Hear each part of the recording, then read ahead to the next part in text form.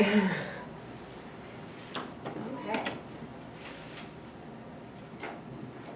I just go. Okay.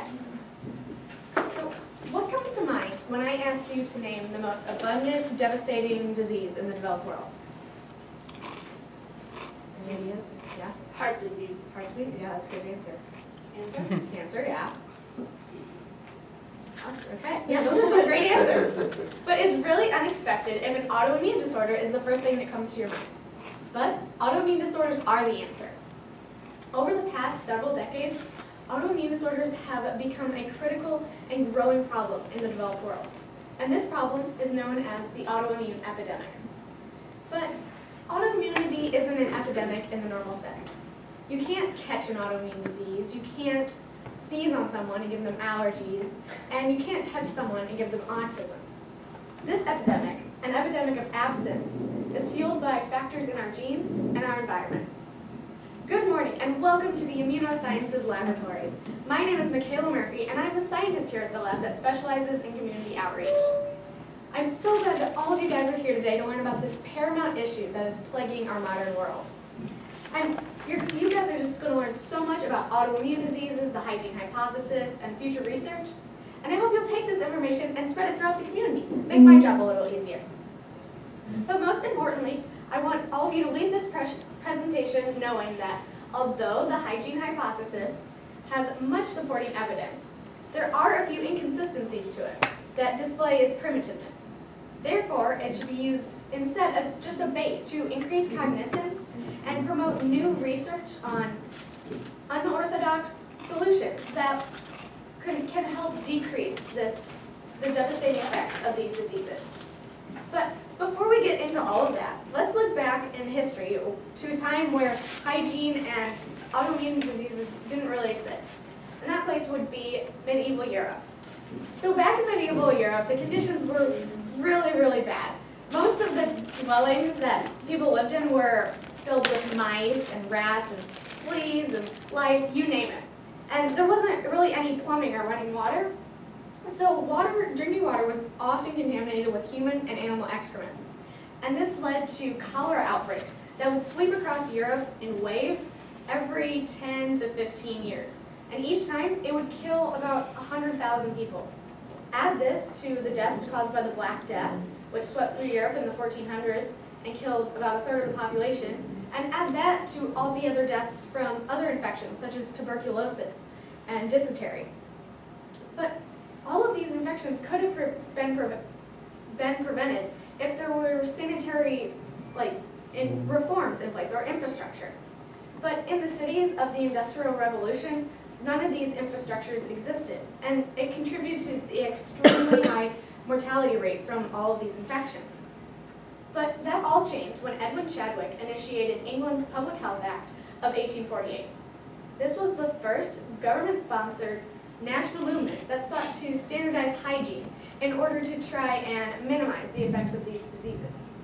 See, Edwin Chadwick had noticed these deplorable conditions in London and wanted to do something about it. And it worked. The quality of life improved drastically for many people, and countries throughout the world began to follow suit. And poof, the sanitary revolution was born. But maybe some of the most important aspects of the sanitary revolution weren't the reforms, but the scientific breakthroughs. During this time period, Joseph Lister actually developed antiseptic surgery, which made hospital life and many surgeries much safer and easier, and more people survived. And Louis Pasteur developed pasteurization and finally discovered that germs were what was causing disease. So these discoveries paved the way for a new era of medicine and the advancements of medical research. The sanitary revolution substantially minimized disease that had been plundering the population for ages, led to medical advances that would go on to save millions and millions of lives, and became one of the most important advancements in the history of medicine, if not the history of the entire world. But the first two countries that industrialized and implemented sanitary reforms, the United Kingdom and the United States, were also the first that noticed the development of a new allergic type of disease, hay fever. So now that we've discussed the toll and reduction of infectious diseases, let's transition to the opposite end of the disease spectrum, those that aren't contagious and you can't catch from someone. And we're going to focus on one in particular, autoimmunity. So I've been mentioning autoimmunity, but I haven't really explained what it is, and that's probably pretty important because that is what my presentation is about. So autoimmunity is a disease where your immune system, instead of attacking the bacteria and viruses that it should be to protect yourself, it starts to attack your own cells. And so your white blood cells will start attacking your red blood cells, and then your red blood cells can't deliver oxygen, or they'll attack your pancreatic cells, and then those can't deliver insulin, and your body just goes into turmoil because your own cells are attacking your other cells. It's like a civil war within your own body. So it's apparent how these diseases could cause some serious issues. We'll get more into the specifics later, but recently, autoimmune diseases have significantly increased in abundance, yet there is still little common knowledge on the subject. For example, can any of you guys name a specific autoimmune disorder? You guys have any ideas? No, it's not. Like allergies? Allergies, yeah, they're autoimmune in nature. But, yeah. Any other ideas? No? Okay, that's okay. According to the book, An Autoimmune Epidemic, only 10% of America's population can name a specific disease. And if you look here, you can see that this section represents that 8% of Americans that suffer from an autoimmune disorder. And while it might not seem like a lot, when you consider that the population of the United States is somewhere around 320 million, when you take this huge number and multiply it by this small percent, you get another huge number. It's estimated that over 23.5 million people suffer from autoimmune diseases in the US today. And this wouldn't be so bad if autoimmune diseases were like a cold or something simple. But autoimmune diseases are some of the most lifelong, or some of the most life-threatening and debilitating diseases that there are. And they are lifelong. You're stuck with them your entire life. And they have extremely debilitating symptoms. Because the immune system can attack any part of the body at once, you can suffer from extreme fatigue or paralysis, or feel like you have the stomach flu all the time, or horrible joint pain, or some will even lead to death. And the worst part is there are no cures to any of these diseases because you can't really get rid of the immune system. We still need it to protect ourselves. It's just that this overreaction that we need to curb. And there are some treatments, but most of them are ineffective. Some of them even have side effects of cancer. And people are stuck buying these treatments their entire life to try and curb the symptoms of their diseases. And this contributes to a huge financial and emotional burden put on families and patients. And it contributes to rising national healthcare costs. It was estimated that last year alone, over $100 billion was expended on these diseases. But yet, even after all of this, there's little common knowledge on these diseases. So to test and increase your guys' knowledge, we are going to play a little game to see how much you know about what autoimmune diseases are. So if I could have one of you come up and be our person that's going to put the sticky notes on the board. And then, who wants to? I'll do it. You want to do it? Okay. And I want all of you to work together, and I just put a sticky note on the ones that you think are autoimmune. Oh, I'm pretty sure this. Okay. Everybody just go down? Yeah, I'll get out of the way. Let's go down.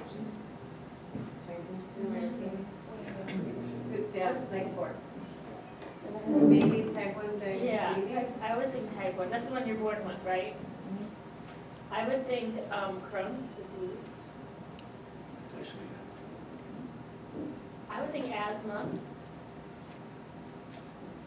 How about, I think Huntington's disease sounds like one, but I have no idea. That's up there. Isn't gout one as well?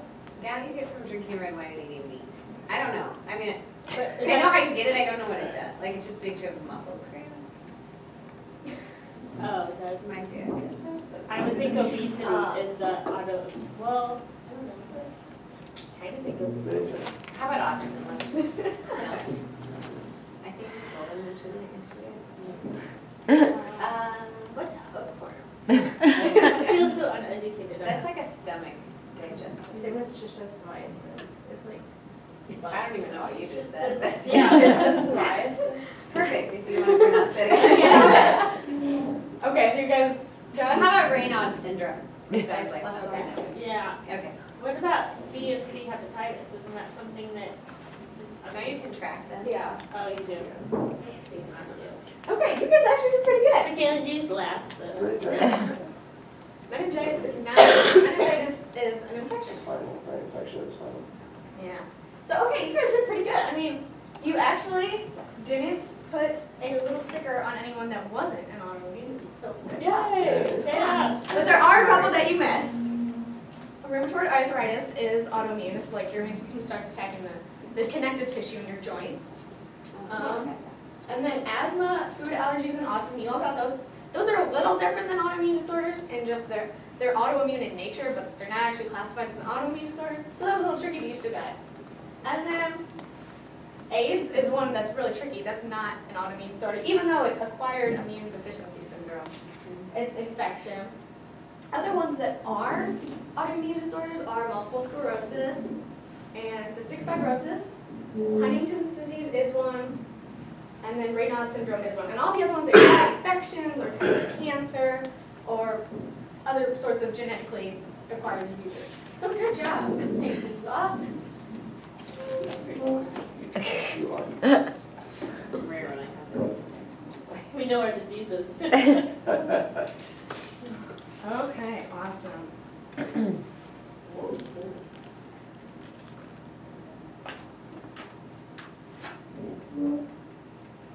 There we go.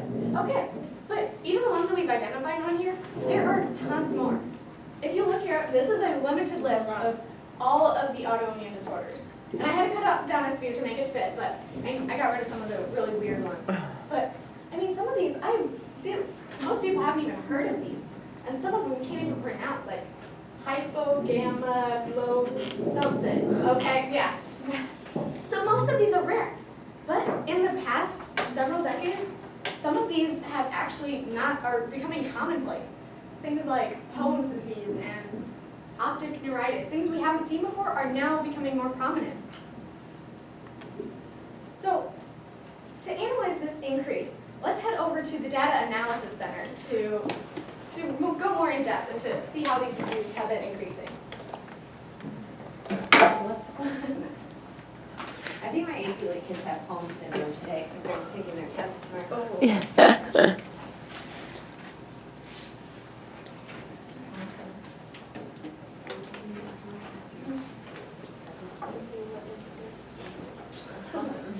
Okay, so like I said before, autoimmune diseases have been on the rise recently. But to what extent? If you look here, this is a graph from the New England Journal of Medicine, and it tracks the rate of autoimmune disorders from the 1950s to the 2000s in America. And you can see that these diseases have gone from their initial prevalence at 100% to almost 400%. They've quadrupled and tripled, most of them. What's the red line? The red line is some autoimmune disorder. That's what it is. So, and this isn't just occurring in the United States. It's occurring in countries all over the world. Over the past 50 years, MS rates have tripled in Finland, Scotland, England, the Netherlands, Denmark, Sweden, along with other industrialized nations. But autoimmune disorders aren't very prominent in very underdeveloped countries. That's the only place we don't really see them. So if you look on this slide, you can see here we have a map of the world. And you can see that the blue countries are countries that we would consider to be developed, while the red countries are those that would be considered developing. And if you look, I've collected some data from the World Health Organization on the rates of type 1 diabetes, an autoimmune disorder. You can see that in the United States and Portugal, the rates are relatively high, up in the 20s. But especially when you compare that to the rates in Ghana and Djibouti, which are down around 8 and 11. So why is there this big difference? Why is there such a big difference in hygiene, like in autoimmune disorders in the two countries? Well, to look at that, we're going to watch this video.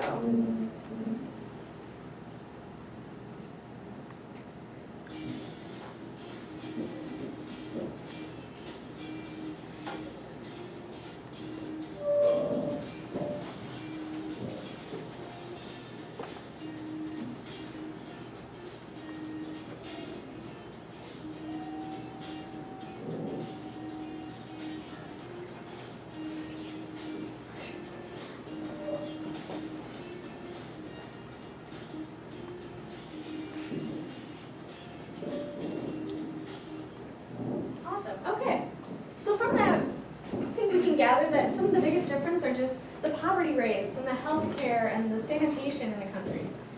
And if you look here, you can see that infection rates are another big disparity. From the same World Health Organization data, I collected data that said that the United States and Portugal had infectious disease death rates in the 20s and the 40s. But those in Djibouti and Ghana this time are up near 400, almost 300 and 400. That's crazy, the big difference you see there.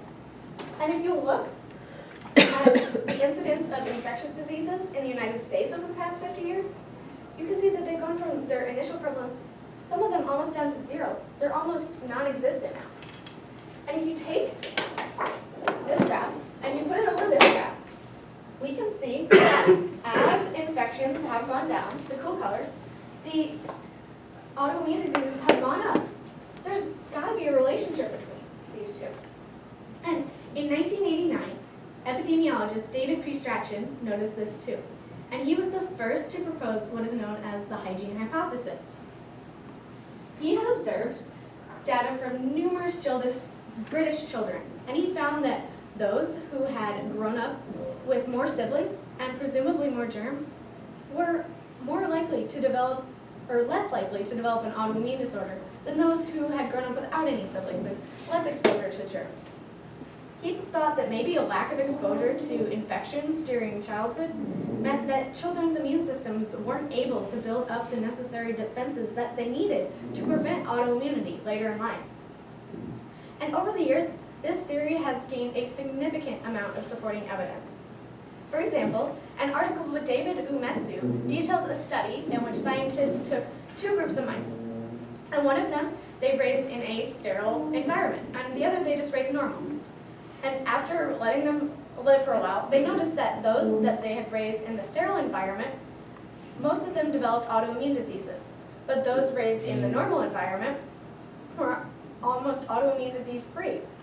They then repeated this experiment, but this time, after some time, they started to expose the pristine mice to infections. And they noticed that when they exposed them to infections really as very young mice, it completely prevented their disposition to autoimmune diseases. But when they exposed them later, most of the mice still developed autoimmunity. So this supports exactly what the hygiene hypothesis is saying, and it's backed up by the scientific study. Also, there's another study, and the results of that study are in this graph, and you can see that they did almost the same thing, but this time they took mice that were genetically predisposed to developing diabetes.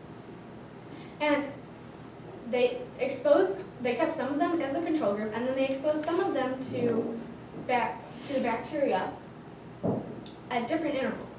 And you can see that those that were exposed early had a significantly less, decreased chance of developing autoimmune disorders compared to those who had been exposed later. And even those who had been exposed later, it still significantly decreased their chance of developing autoimmune disorders compared to the control mice. So this shows how infection can reverse autoimmunity, even if you are genetically inclined to it, and it shows that the earlier the infection is better. And it shows that how we kind of need this lack of hygiene, and it plays a bare minimum role in the development of autoimmunity. But there's much more information to support this, so let's head over to the demonstration lab to learn more about the science behind autoimmunity.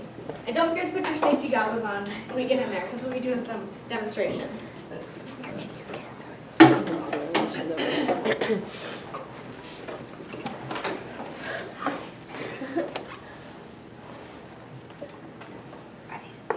I don't know. At least you can't catch an autoimmune disease by it.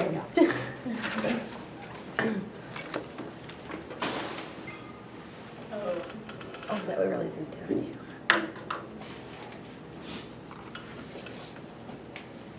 Okay, so earlier we touched on what an autoimmune disease is, but now we're going to get into the science behind autoimmune diseases. So to a scientist, the autoimmunity is defined as a condition in which the immune system mistakenly recognizes and attacks a host tissue as foreign.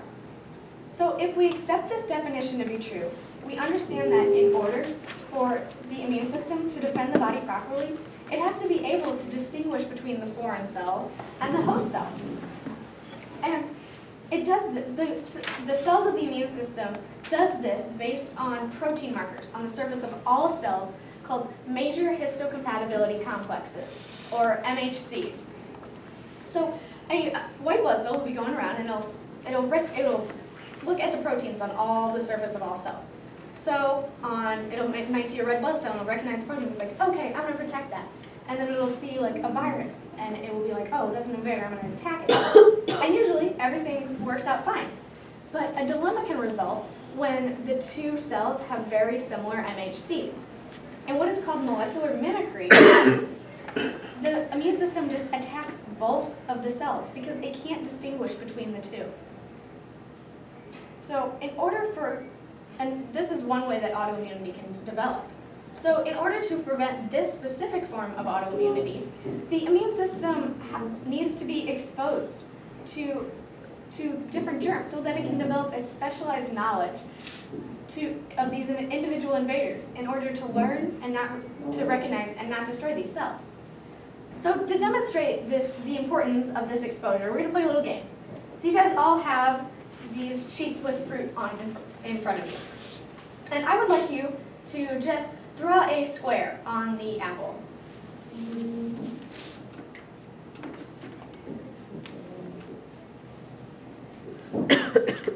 Awesome. Okay, now I'd like you to draw a circle on the banana.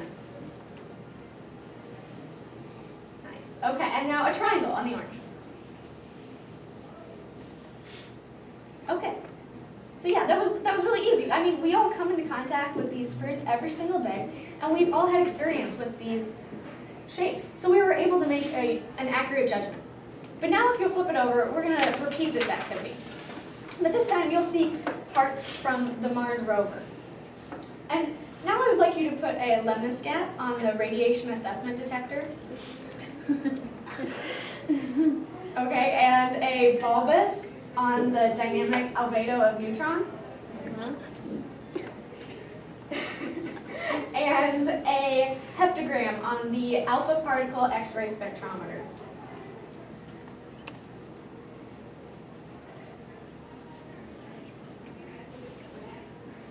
Okay, so that was a little more difficult, wasn't it? I mean, none of us are NASA engineers, so we wouldn't know what any of these parts are, and we don't come into contact with these shapes every day. And just the way that you need exposure to stuff in order to make a knowledgeable judgment about it, the immune system needs to have exposure to the germs in our environment in order to be able to distinguish between them and attack the right things. By being exposed to foreign invaders early in life, the immune system warns what's harmful and what's not, and that prepares the immune system for responses it will have in the rest of its life. So this shows how a lack of hygiene is kind of necessary for the development of our immune system. But now there's another scientific aspect that supports the hygiene hypothesis, and that is evolution. And for this section, I want you guys to forget everything you know about evolution. And I don't want you to think about evolution as humans evolving as a single organism, because we really didn't. It's more accurate to say that we evolved as a superorganism with influences in our environment, specifically microorganisms.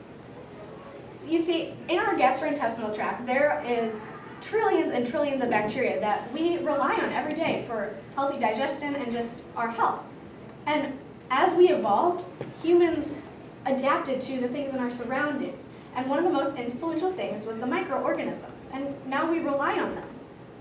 So the book, An Epidemic of Absence, puts this into perspective perfectly by saying that microbes altered our immune function, the way that atmospheric oxygen modified our lungs, or dryland our limbs. So much of our immune system evolved precisely to manage the problem of parasites. So it's all this interrelated superorganism, and we've evolved with microbes, and they're an important part of our immune system. So now I would like you guys to come up. We're going to play a little game to demonstrate this coevolution. I would like you guys to come up here and just build a tower out of these blocks. It doesn't have to be the typical Jenga tower. It can be all of us together. Anything? Yeah, all of these.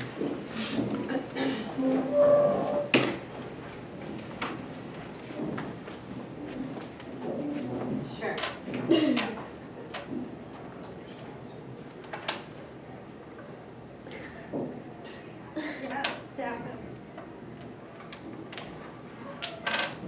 can make it fancy if you want to. It doesn't have to be.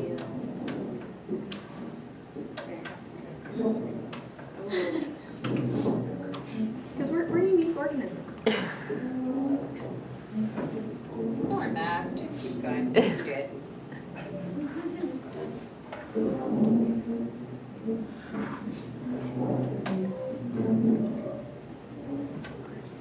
Okay, awesome. So okay, that's great. This right here is going to represent our human superorganism.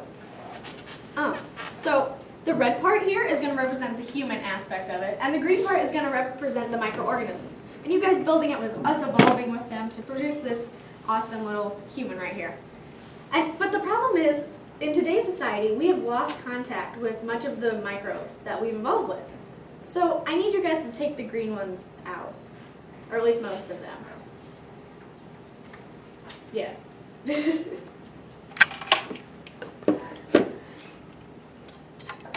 Oh.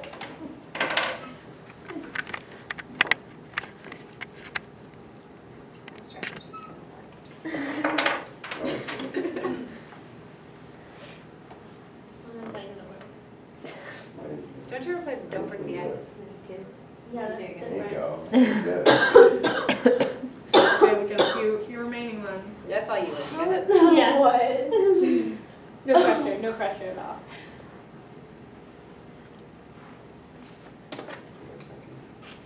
Go back. It's gonna fall regardless. It'll fall. Probably will fall. Oh no! Collapse it, right? Our superorganism You gotta collapsed. look. Okay, well, see, in today's society, this would represent like something like an autoimmune disorder. Our human organism is just collapsing because we don't have these microbes. So you guys can sit back down if you want. We're not going to do anything else up here. But over the millions of years of coexistence, the human immune system has adjusted to the presence of microbes and come to rely on it in most cases. And so when the microbes disappeared after the sanitary revolution, it left the immune system off balance. For example, scientists are now finding that some of the genes that autoimmune diseases stem from were also the genes that back when our ancestors were roaming the earth, were the ones that would protect them from diseases like malaria and allow them to symbiotically coexist with parasites. So until we can evolve to not become so reliant on these microbes, we need them in order for our immune system to function properly. Now on to our final justification, allergies. Now allergies are just like autoimmune disorders, but there's one big difference. You see, in autoimmune disorders, the immune system attacks a harmless self-cell, whereas in allergies, the immune system attacks a harmless foreign cell, such as a food protein or a dust molecule. But the immune mechanisms behind it are exactly the same. Therefore, we can use information from autoimmune diseases and allergies to both support the hygiene hypothesis. And there is plenty of parallel information. For example, an article by Denise Grady states that since the 1980s, the prevalence of asthma has risen by 75%, the prevalence of peanut and tree nut allergies has nearly quadrupled, and 17 million Americans now suffer from allergies. And just like autoimmunity, it is only seen in very industrialized nations. So now we have double the information to support the hygiene hypothesis. But there are a few holes. So let's head back over to the Technical Outreach Center to finish up our presentation and look at these inconsistencies.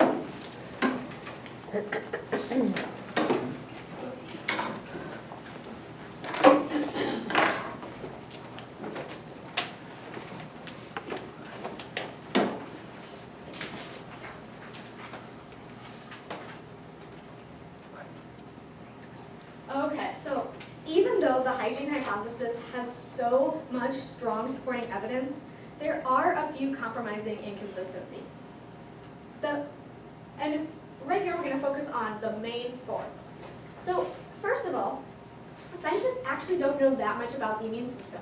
We know how basic things work, but there's just so many different immune cells and they all interact in such a complex way. We're learning more and more every single day. Plus, we found that autoimmune diseases have multiple causes. It's not just hygiene. There's also a huge genetic factor and an environmental factor, like chemicals can have a huge impact on autoimmune disease. So that makes the hygiene hypothesis a little more complicated. Second of all, even though there's a strong correlation between the decrease of infections and the increase of autoimmune disorders, we can't say that the decrease in infections is actually causing the increase in autoimmune disorders, because there's just too many confounding variables. Third, in an article by Jim Dowd, he found out that in the past decade, asthma rates have actually begun to decline, which is weird because we haven't really changed anything about our hygiene or anything, so we shouldn't be seeing this decline according to the hygiene hypothesis. So that doesn't really make that much sense. And finally, in the United States, asthma prevalences are actually the highest in inner cities, which tend to be some of the dirtiest places. So you would think that those would have the least amount of autoimmune diseases, but they don't. So this shows how the hygiene hypothesis is just too old and too simplistic, and therefore it should be used as a blueprint to spark new research on more specific solutions, such as helminth therapy and GI bacteria modulation, or maybe even be the basis for a new, more specific theory. So we're going to look at two different types of solutions. So here I have a glass of water. And while this glass of water may look perfectly normal, in this glass of water there are hundreds and hundreds of parasites and different microorganisms. And while it may normally be considered taboo if I were to knowingly drink this and subject myself to the helminths, that's what a lot of people with autoimmune diseases are doing to try and quell the symptoms of these diseases. Now you're probably thinking, how is giving yourself one condition going to improve an existing one? But there's a significant amount of supporting information to back up this solution. As we saw before in the evolution section, immunoregulatory effects don't really develop properly in an environment void of microbes and parasites. So one theory for the more effective treatment of autoimmune disorders is the reintroduction of these microbes that we've evolved with through what is known as helminth therapy. Now, helminth therapy is just giving yourself a parasite in order to try and treat a disease. And this works because there are two types of autoimmune responses. And that is, there's the attack response, and there is the regulation response. And in a normal, healthy person, it's usually pretty balanced. And I mean, when you get an infection, like a virus, it'll tip to the attack response, it'll attack it, but then it should correct itself and pop right back up to normal. But this doesn't always happen. And for example, in an autoimmune disease tends to tip this scale and attack almost all the time. So it's constantly attacking your cells, your red blood cells, and all types of other cells. And this is not good. You're totally out of balance, and it's stuck over here. So now we're going to play a little game to demonstrate just some roles in the immune system. So you're going to be a red blood cell. You're going to be an immune system cell. You will be the parasite. I'm sorry, you're going to have to sit out the first time because we don't have a parasite in our autoimmune disease. And then you're going to be an immune system cell. So let's head over right behind here. And I want my red blood cell to find a box to stand in. Awesome. Okay, now I'd like you to stand on one foot and pretend like you're performing your pretend like you're performing your red blood cell duties, delivering oxygen and all that. Secret. And now, okay, and here you go. Here's our white blood cells. Fantastic. I've got their foreign invader weapons. You're awesome. So now you guys are autoimmune cells, so you're out to attack everything. So I need you to get a red blood cell to stop doing her job and get her out of that box. He's like, I don't know. so bad. Come on, you gotta get her out of there. Get her. Well, we gotta move Am I you supposed to back. really move? We're gonna move you. I don't think We're moving you. we're push the same shoulder. We don't want to hurt you. I think maybe if you each took one end of one of these and swept her out of it. Are you ready? Oh, you ready to grab this then? Yeah, there you Yeah. go. Oh, there we go. So okay, that was pretty easy. I mean, once we got past the initial. Can I put my foot down? Yeah. Okay. So that's what happens in our autoimmune or attack mode. Our immune system cells just keep attacking and attacking everything until the person dies. So, but then a parasite does something a little different. See, parasites are naturally kind of programmed to tip our immune response into regulation mode so that they can coexist within the cell. So they'll lead to regulation. And this still isn't good. It's not as bad as an autoimmune disorder, but helminths can still have some really bad side effects on people. But if you take a parasite and an autoimmune disorder and you put them together, you can get our scale to pretty much balance and almost be healthy. It's a little crooked, but that's okay. That's much better than being tipped one way or the other. So now I would like our parasite to come into the activity. Okay, so you're gonna do your same job, your red blood cells, step in, do your red blood cell duties, but this time we have our parasite. So our parasite is going to initiate some regulation techniques on the white blood cells. So this time, white blood cells, you guys can only hold between the two, yeah, there you go, anywhere in there, yeah. You can't hold on to the ends.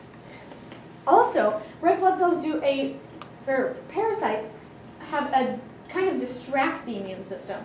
Because the immune system isn't focused on just doing everything, like killing all the other cells, it can focus on the parasite because it knows that it's a foreign invader. So this parasite is you have to hold this parasite because it's distracting you, so you gotta hold him like that. Okay. Yeah, don't let him get away. Make sure he doesn't do anything bad. And finally, parasites make the immune system release immune dampening chemicals called cytokines. So I'm gonna give you, parasite, your cytokines, and I want you to protect the red blood cell. Yeah, okay, so now let's try this activity again. Let's see if you guys can get the red blood cell. No pressure. Oh God. Okay, so you can't get to her. See, the parasite has totally reversed those autoimmune tendencies. Okay, so you guys can set this stuff down. We'll go back to No, I her. got this. I'm kind of scared if Eric really liked I think he would. I didn't. Okay, so there's many studies to back up this information that we've seen here as well. So an article by Mike Jabber details a study in which MS patients were virtually symptom-free after they ingested helminths. And once their eggs disappeared, the symptoms returned. And this wasn't just all in their mind either. At the beginning of this trial, the patients had an average of 6.6 active neural lesions, which are characteristic of this disease. But when they took those helminths, it dropped all the way down to 2. And finally, when treatment stopped, it jumped right back up to 5.8. Unfortunately, this doesn't work for everyone. In the book, An Epidemic of Absence, the author of the book had an autoimmune disorder. And so a part of the book was dedicated to him trying out helminth therapy to see if it would work for him. Unfortunately, when he ingested helminths, his weight dropped 30 pounds. He was extremely nauseated all the time. He became extremely anemic. And the symptoms of his autoimmune disorder really didn't improve. But just because it doesn't work for everyone, it should still be able for everyone to at least try. See, the people in the studies that I've talked about, and the guy in the book, they had to get their helminths by either going into a clinical trial or going to a developed country and finding some parasites in the mud, which I wouldn't really recommend. That's not that safe. The problem is you can't really pharmaceuticalize parasites. I mean, they have their whole host of problems. You can't just be putting a tapeworm in a drug and prescribing it to someone. That's not going to work out. But scientists are now working on identifying the molecules on a parasite that are responsible for initiating those regulatory effects, so that they can take these and purify them and synthesize them into a pharmaceutical. And one scientist, Morgan Cook, has already started to do this. She thinks that molecules called soluble egg antigens found on a specific species of hookworm might be able to do this, and is working to get it approved. Meanwhile, there is another area of solutions worth looking into, and that's GI bacteria modulation. So back during the evolution portion, we talked about how the human body is a superorganism. And one of the main reasons that it is just because of all the gastrointestinal bacteria in our intestines. See, in fact, the bacteria there outnumber all of your body cells 10 to 1 because they're much smaller than our body cells, and therefore they can have a substantial effect on your health. So if we can find ways to manipulate this intestinal microbiome, we might be able to have an impact not only on autoimmune disorders, but also other diseases such as obesity and cardiovascular disease. That's just how much of a role they play on our health. In the autoimmune example, it has been observed that children without diabetes have a diverse and stable microbiota, while children without or with diabetes often have a weak and unstable one. So if more research finds these findings to be solid, in the future, immunotherapy during pregnancy, infancy, and even toddlerhood may one day be an extremely important avenue for the prevention of autoimmune diseases and other diseases as well. Now, I know that individuals and society may be apprehensive about pursuing these unorthodox solutions to treat autoimmune diseases, and it might be a little scary to subject children to new immunotherapy techniques when they become available in the future in order to try and just take a chance at preventing these diseases. But I firmly believe that this is the future of medicine. This is where medical treatment is going.